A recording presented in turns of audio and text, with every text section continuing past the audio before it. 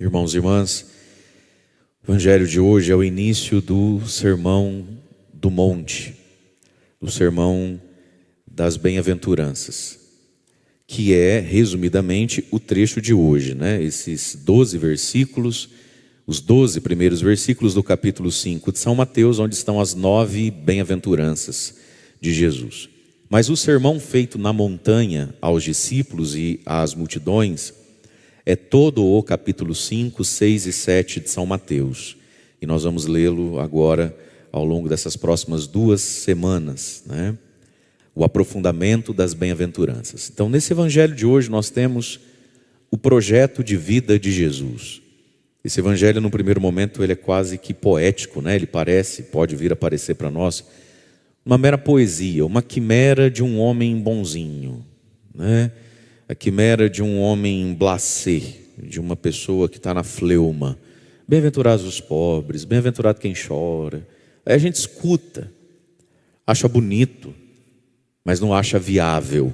Tem muita coisa na vida que é bonita, mas não é para mim, Não é assim? Você olha um carro, você passa na frente de uma loja, você olha uma casa, você fala, nossa, que bonito. Não é para mim. As bem-aventuranças não são só belas, elas são para nós e ela é para quem quer ir para o céu. Sem elas não há salvação. O bem-aventurado por excelência, por antonomasia, é Jesus. Quem é esse pobre em espírito? Quem é esse aflito? Quem é esse manso? Quem é esse sedento e faminto, de justiça? Quem é esse misericordioso? Quem é esse puro? Quem é esse promotor da paz? Quem é esse perseguido? Quem é esse injuriado, perseguido? Cristo. Ele é o bem-aventurado. Mas aí então ele diz, começa aqui o evangelho, que Jesus subiu ao monte. Jesus, antes de ir para o céu, subiu em 7 montanhas. 7 vezes Jesus subiu ao monte. E eu quero fazer uma sequência de 7 semanas no nosso seminário de vida no Espírito, a partir da semana que vem, sobre as 7 montanhas para quem quer ir para o céu. Essa é a primeira, a segunda, na verdade, É a segunda das 7 subidas de Jesus. Então ele sobe ao monte como um mestre, como o novo Moisés. E agora ele vai começar a dar a nova lei de Deus, que é o Evangelho. Diz assim, os discípulos se aproximaram dele e ele começou a ensiná-los. Portanto, o ensinamento das bem-aventuranças é para quem é discípulo, para quem quer ser discípulo, quem quer ver se de fato está sendo discípulo. E só faz sentido para quem quis dar esse passo na vida. Então Jesus, num primeiro momento da nossa vida, pode ser, e ele aceita ser, o milagreiro, o curador, o gerente de banco, o psiquiatra, o conselheiro, o amor nostálgico. A gente vem a Cristo por 1000 interesses e necessidades da vida mesmo humana. Jesus não se nega a nenhuma delas. Agora, para quem quer dar um passo dentro disso, e só para quem quer dar um passo dentro disso, as bem-aventuranças fazem sentido. E para quem não quer dar um passo para além disso, o precipício é sempre muito perto. É aqui que está, meus queridos. As bem-aventuranças são um belo de um exorcismo na nossa vida. Uma bela de uma proteção. O diabo existe, não dorme, A nossa fraqueza vai conosco por muito tempo na nossa vida. O mundo é sedutor. Mas tem um jeito da gente se afastar disso e não passar a vida toda sentindo as garras do diabo nos puxando para trás, que é desejar ser como Jesus foi. E aí a primeira das bem-aventuranças, que é a mãe de todas, sem a qual não se tem nenhuma, Jesus começou a ensiná-los: bem-aventurados os pobres em espírito, porque deles é o reino dos céus. A pobreza em espírito, o se saber pobre diante de Deus. Essa questão da pobreza e da riqueza, ela tem um avesso na vida. Geralmente quem não é pobre em espírito, é cheio de si, está muito perto do pecado do amor ao dinheiro, da avareza. Quem ama o dinheiro é avaro, avarento. As pessoas às vezes confundem, vão até confessa errado, assusta o padre, fala assim, então o padre queria confessar o pecado da luxúria. Nossa, eu sou muito luxurioso, luxuriento. Luxúria é o pecado da sexualidade. Ainda que a gente use na língua portuguesa a palavra luxo para tudo aquilo que é muito caro de comprar. Nossa, que luxo essa casa. Mas quando você fosse confessar e quiser confessar que você tem problema com dinheiro, a palavra é ganância como filha da avareza. Luxúria são os pecados da sexualidade. Então vamos lá, os avarentos, eles têm um avesso na cabeça, que é qual? Eles se sentem pobres quando o assunto é dinheiro, mesmo tendo muito dinheiro. E se sentem ricos de virtude, sendo pobres de virtude. Você conhece gente assim. Tem gente mais chorona que rico? Não tem. Verdade, não é? Vai ter festa de São José, vai ter festa de Santo Antônio. Quem é que chora? Quem é que antes de comprar uma cartela, quem é que antes de doar R$200, R$150, quem está assim em casa, não se escandaliza, eu não estou falando do assalariado. Quem é que se escandaliza? Quem é que antes de dar isso, leva da pessoa que foi pedir, em nome da igreja, 1h30, 2 horas de conversa? Explicando o governo, o dólar, a safra, a vida, a erisipela que pegou o mês, assim vai. E vai, que a sogra tem pressão alta, o remédio subiu. Quem é que reclama, geme e chora? O rico. O rico. Gente, o que tem de rico que é ridículo, eles são idiotas, eles não têm noção da vergonha que eles passam. A gente fica olhando. E pensando, né? Amigo, se tá ruim para você, imagina para nós, que é da classe média. É ou não é verdade? O rico, mas rico mesmo, a pessoa tem seus milhões. Eles são medrosos e chorões, eles se sentem pobres. Essa que é a verdade.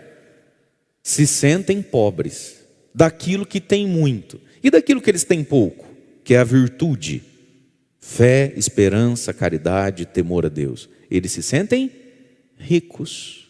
Eu sou bom, o que adianta ir na igreja?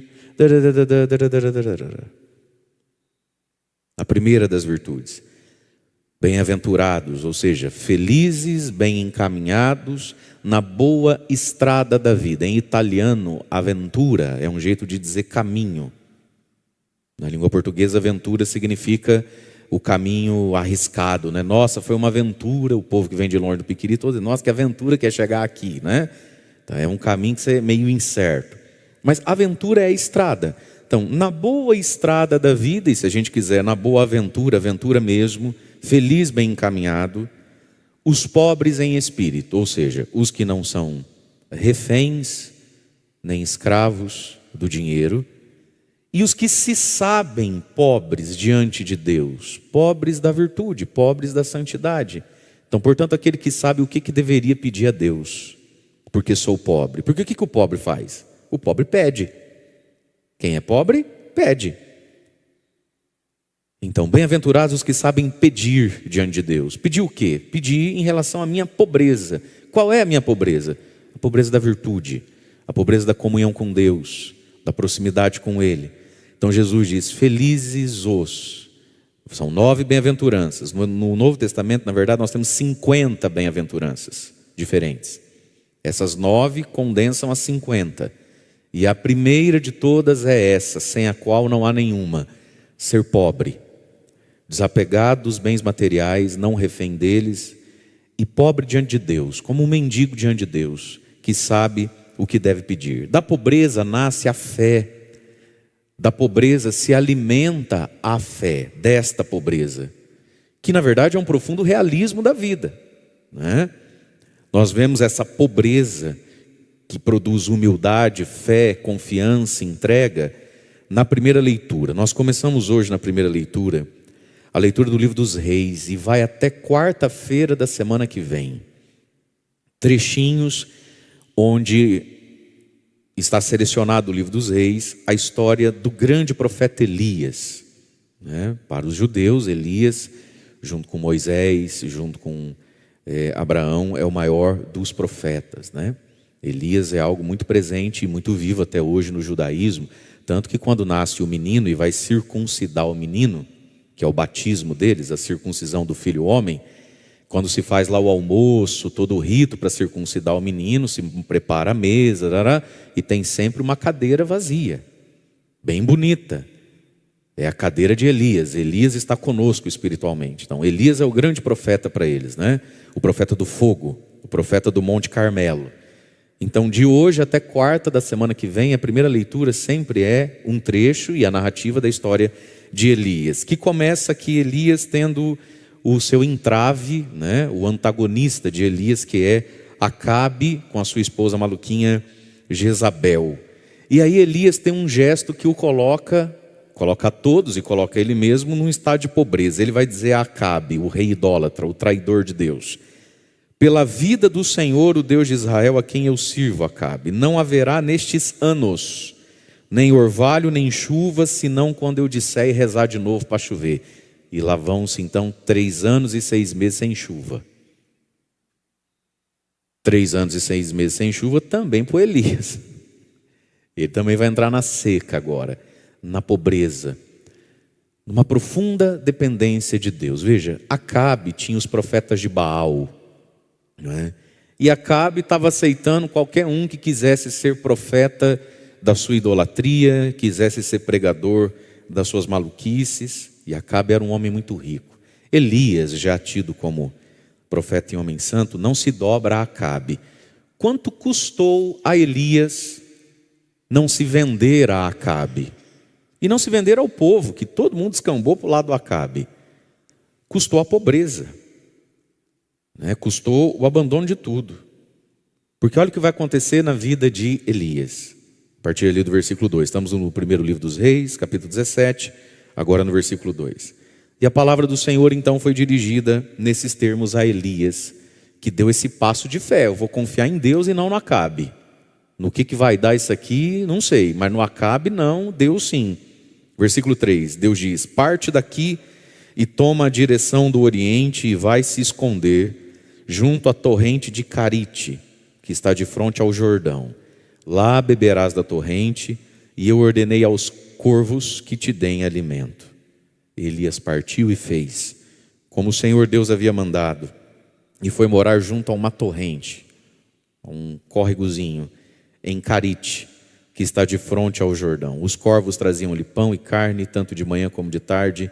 Ele bebia da torrente. Muito bem, Elias assumiu uma vida de pobreza diante de Deus, diante dos homens. E aí nós vamos vendo até quarta da semana que vem as aventuras, as bem-aventuranças, né, de Elias. Essa torrente vai secar, o corvo vai errar o endereço, aí tem que mudar dali, aí está com fome, na hora que ele acha que ele vai comer, o cara quer matar ele. Ficou pobre, ou seja, ficou nas mãos de Deus. Depender de Deus. Quem não sabe depender de Deus não consegue se santificar, não consegue viver as bem-aventuranças. E só conseguimos à medida que conseguimos depender de Deus. Então a medida da santidade é a medida da minha dependência de Deus. Só consegue depender um pouquinho, é santinho. Consegue depender um muitão, é santão. É assim que é a vida. A santidade é feita sob essa pobreza, esse abandono em Deus, né? Por isso veio o refrão do Salmo, que a gente cantou tão bonito, o refrão, Salmo 120. Do Senhor é que me vem o meu socorro, do Senhor que fez o céu, fez a terra. Fez o céu, fez a terra, não vai fazer as coisas que eu preciso? Do Senhor é que me vem o meu socorro. É o Salmo 120, né? Ou 121, dependendo da sua Bíblia, que é um grande salmo de confiança. Esse salmo aqui para quem está medroso, esse salmo aqui para quem está passando momentos difíceis, esse salmo aqui para quem está debaixo de uma notícia muito dura. O Salmo 120, ou 121, depende da sua Bíblia, que começa dizendo: eu levanto os meus olhos para os montes, de onde virá o meu socorro. Depois acha na sua Bíblia, vê lá se é o 120, se é o 121, depende da sua tradução. Do versículo 1 ao versículo 8, é uma proclamação de esperança. É um exorcismo ao medo, à tristeza, à depressão, ao desânimo, ao pânico. Gente, Bíblia é remédio. Bíblia é remédio. E como todo remédio, se bem tomado, cura. Mal tomado, mata. Né? Como todo remédio, na dose certa. Então a gente tem que saber usar a Escritura. Mas é um santo remédio. O Salmo 120 ou 121, depende da sua Bíblia. Ele começa: eu levanto os meus olhos para os montes. Era quando Davi estava no vale, esqueci o nome do vale, me desculpe. e ele está cercado de inimigos. Davi está lá no vale como que dentro de uma panela, rodeado de montes. E ele olha para o alto e começa a ver os exércitos inimigos subindo lá em cima, rodeando ele. Eu elevo os meus olhos para os montes. Ferrou. De onde virá o meu socorro? E aí é sobretudo os 8 primeiros versículos desse salmo, que é um santo e belo remédio para a nossa vida. Mas veja, o socorro vem do Senhor. Quando a gente escolhe essa vida de pobreza, de abandono em Deus, quando a gente escolhe essa aventura para nós mesmos, ser como Jesus foi, de onde é que vem o socorro? Porque daí o socorro humano vai embora. A gente se sente meio sozinho, a gente se sente meio abandonado, as amigas do Zap não querem esse caminho, os tiozão do boteco também não quer. Às vezes nem quem é muito próximo a nós são queridinhos, mas não querem andar nessa aventura, porque cada um é livre para fazer o seu projeto de vida. Cada um é livre para fazer de Jesus o que quer. Então, voltando no início, nós amamos pessoas que querem que Jesus seja o que para elas? O médico, o psiquiatra, o gerente do banco, o colega.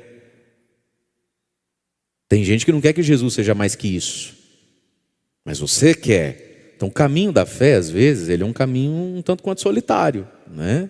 Em vários momentos da nossa vida. Então, quando a gente escolhe esse caminho da pobreza, do abandonar-se em Deus, como Elias fez, de onde é que me vem o meu socorro agora? Vem do Senhor, que fez o céu e fez a terra. É dele que vem o socorro.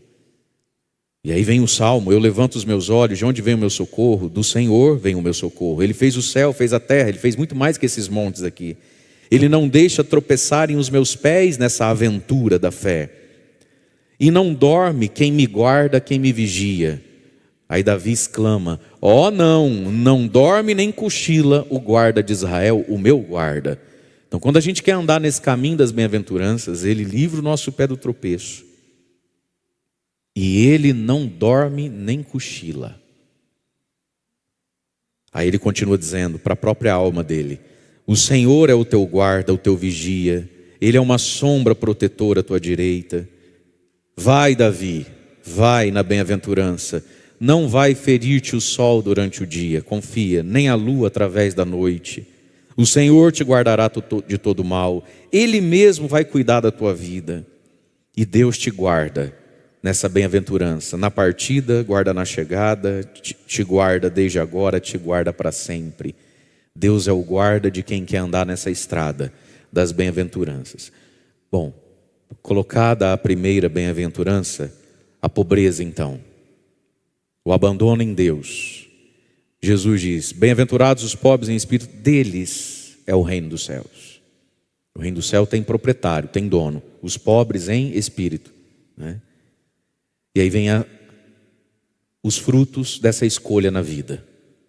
Os frutos de querer ser como Jesus e depender dele para isso. Bem-aventurados os aflitos, porque serão consolados. E aqui, meus irmãos, as bem-aventuranças deveriam servir para nós também, todas elas, como exame de consciência. Às vezes a gente vai se confessar, e a gente confessa como quem estivesse lendo uma listinha de compra de mercado.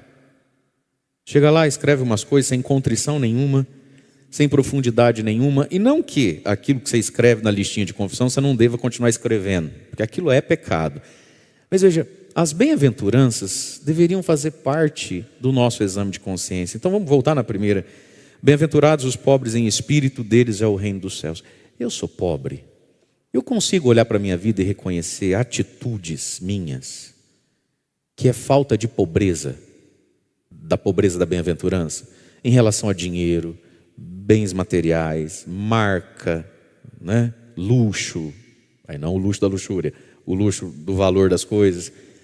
Eu consigo identificar em mim que alguns medos, ansiedades, raivas, descrenças, tropeços morais é falta de pobreza. Eu consigo olhar e dizer, pelas vezes, padre, que eu não fui bem-aventurado, não fui pobre em espírito. Por isso que eu não rezo. Porque eu não me sinto pobre. Miserável que sou, me sinto rico daquilo que sou pobre. Bem-aventurados os aflitos, serão consolados.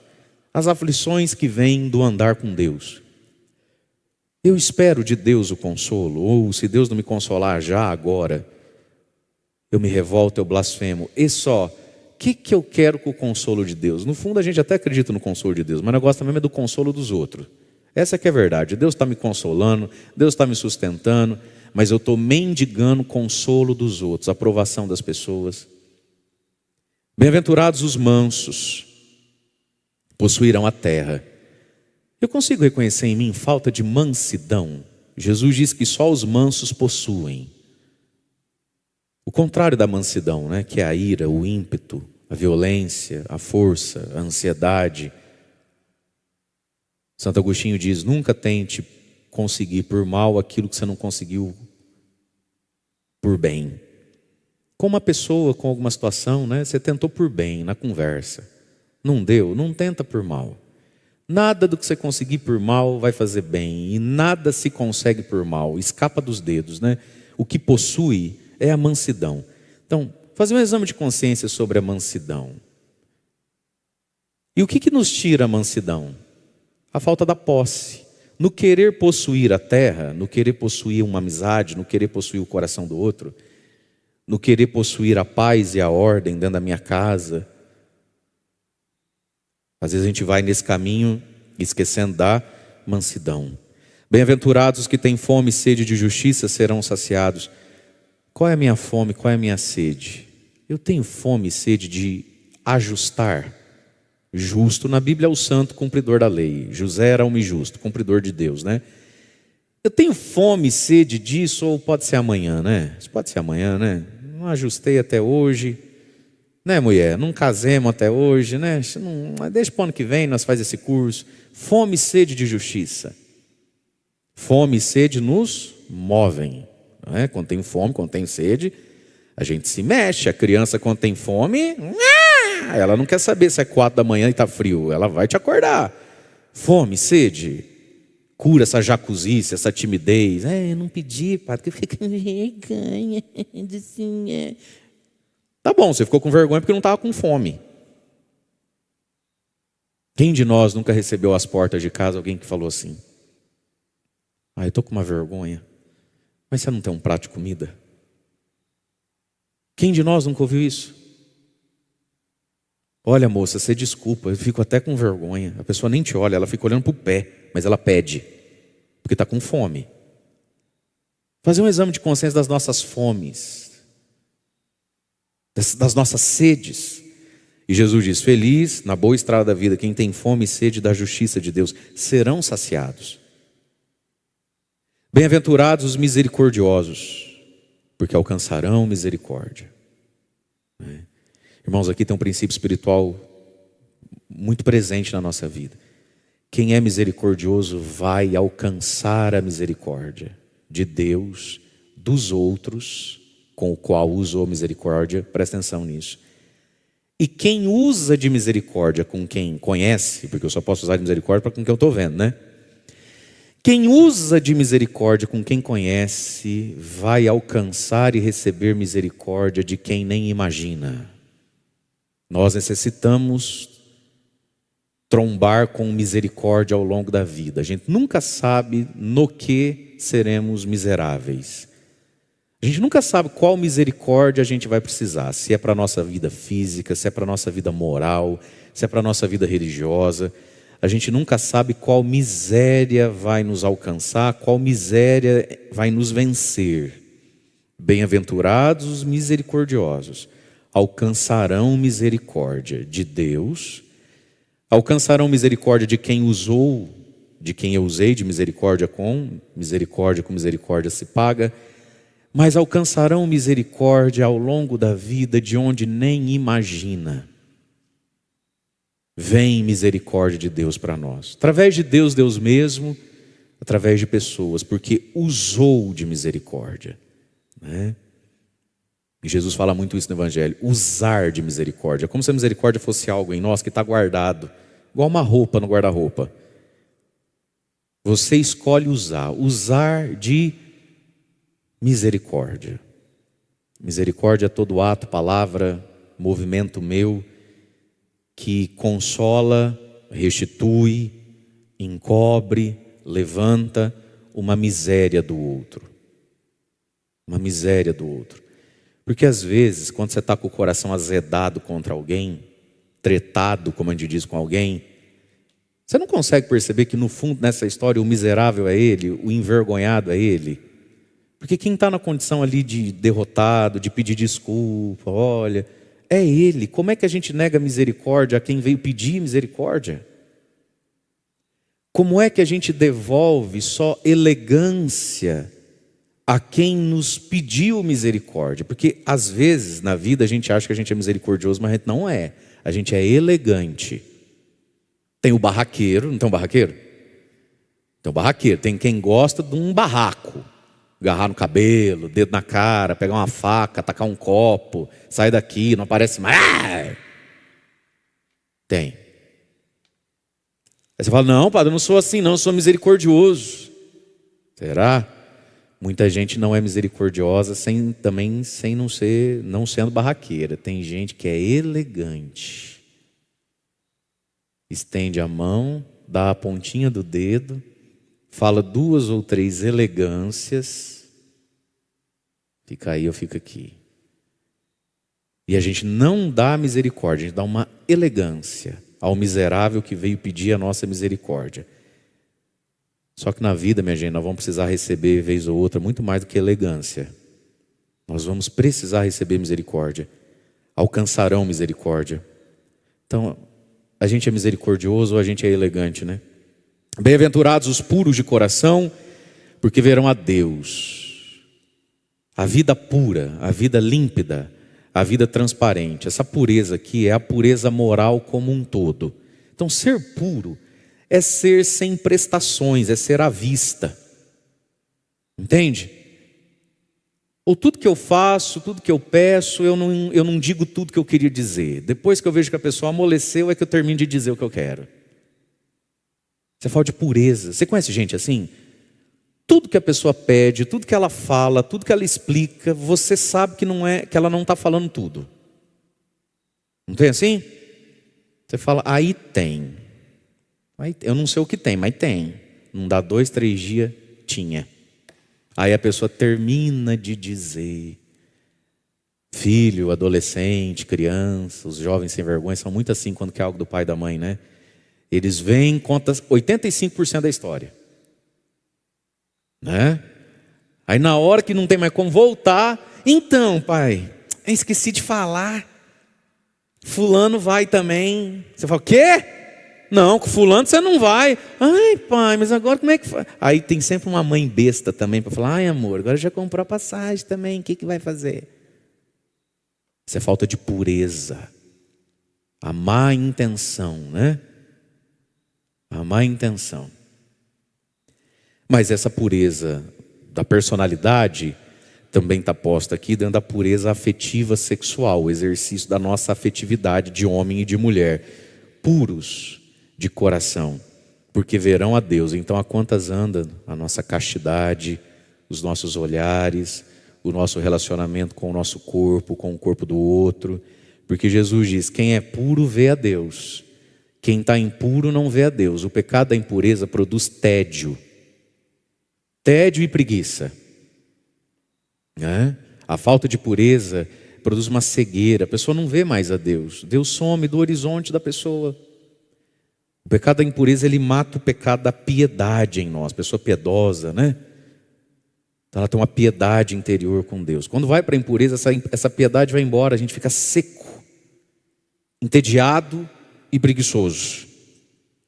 Bem-aventurados os que promovem a paz, porque serão chamados filhos de Deus. A gente promove a paz? Ou a gente tem sempre um galho seco no bolso para jogar na fogueira que estava apagando, né? Promover a paz. Quem promove paz é chamado filho de Deus. Bem-aventurados que são perseguidos por causa da justiça, deles é o reino dos céus. Como é que a gente lida com as perseguições que a gente sofre e que nem de longe passa perto da perseguição que sofreu os apóstolos, Jesus, os santos, os mártires? As perseguições que a gente sofre, gente, vamos combinar, né? Não é perseguição, ai, fulano está me perseguindo.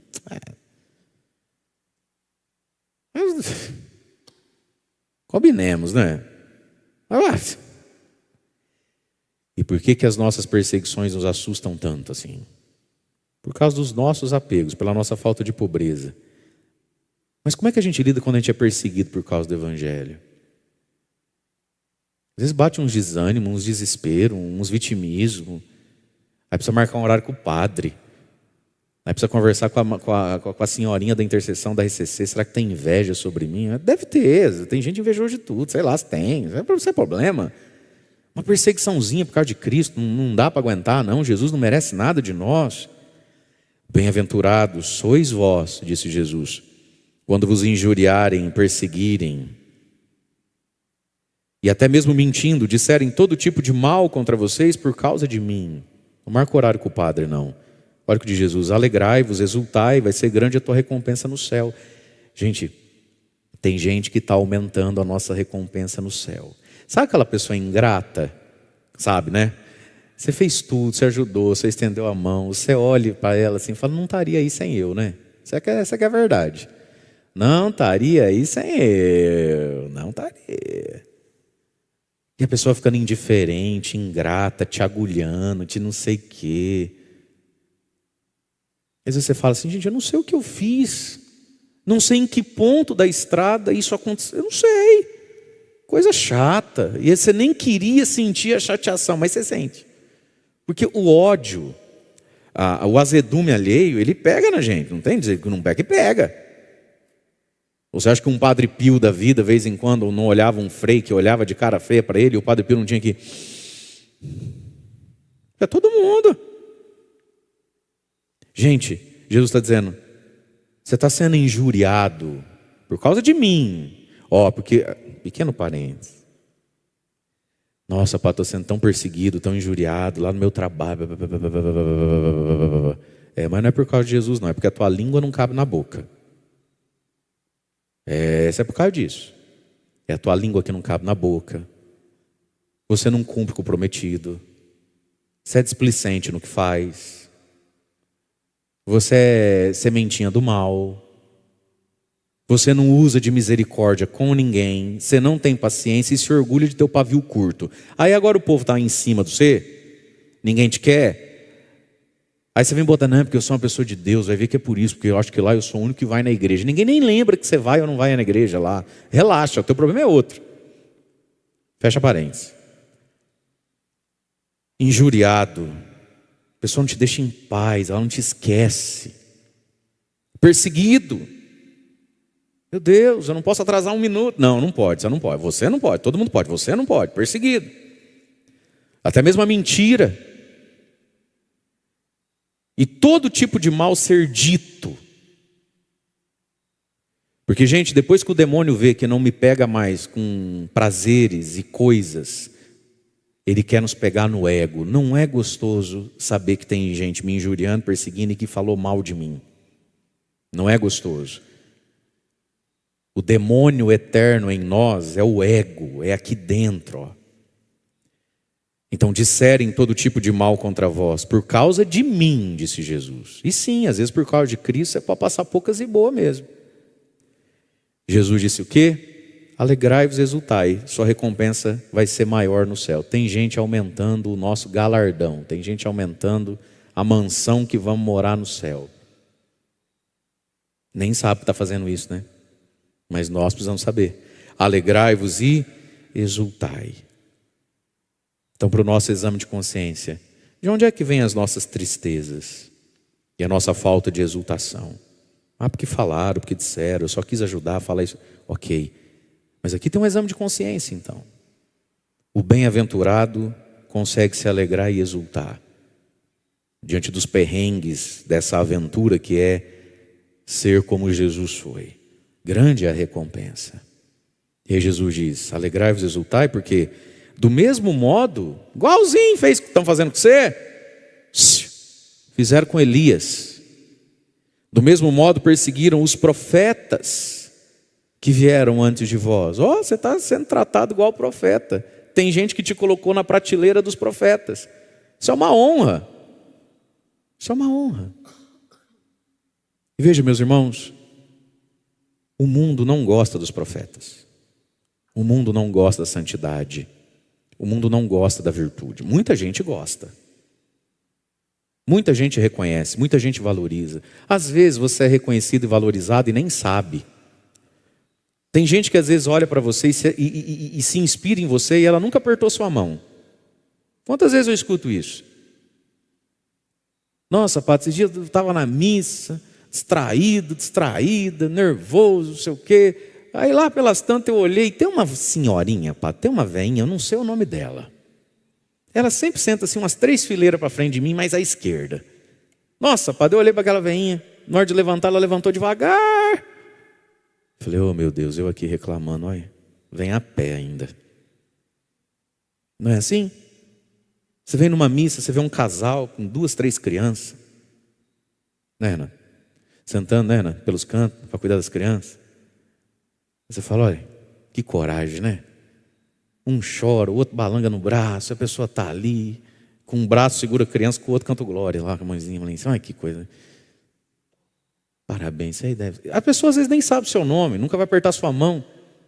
Então tem muita gente que gosta e admira e reconhece a virtude, a bondade. Mas essa jacuzice que a gente tem de fazer o que a Bíblia manda, né? A quem o imposto. A quem a honra. Às vezes faz muita gente aí nunca recebeu um elogio que merecia, né? Mas também é verdade, meus irmãos, o mundo, os mundanos aí, tem muita gente que não curte essas paradas, não.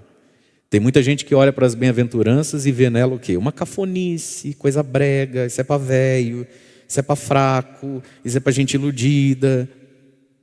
Mas Jesus diz, vão perseguir vocês, às vezes, como perseguiram os profetas antes de vós. Que coisa, hein?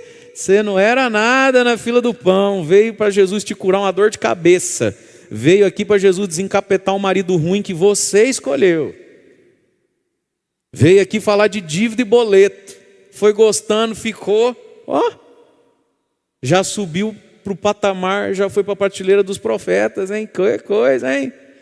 Essa é, meus irmãos, a recompensa de Deus para quem anda com Ele. Se assemelhar a Jesus e ser tratado como Jesus. Vamos ser amados por aqueles que amam a Cristo. Vamos ser odiados por quem odeia Cristo. E está tudo certo. Esse é um caminho feliz para a nossa vida. Porque é do Senhor que vem o socorro.